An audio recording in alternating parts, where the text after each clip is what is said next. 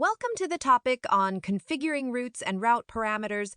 In this session, we'll dive deeper into configuring routes and utilizing route parameters in Angular. Configuring routes allows us to define complex navigation paths within our application, while route parameters enable us to pass data to components based on the URL.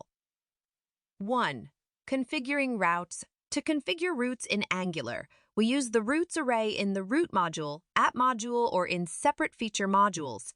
Each route is defined as an object with a path property representing the URL segment and a component property specifying the component to be displayed when the route is activated. 2.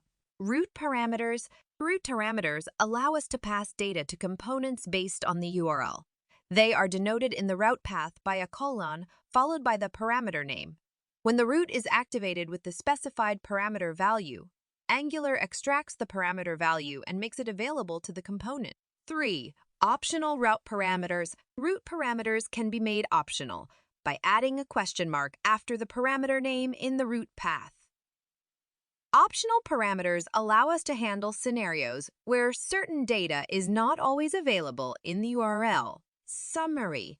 Configuring routes and utilizing route parameters are essential features in Angular for creating dynamic and data-driven single-page applications.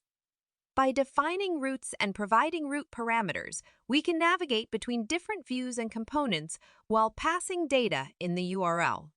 In the next chapter, we'll explore more advanced Angular topics to further enhance your development skills.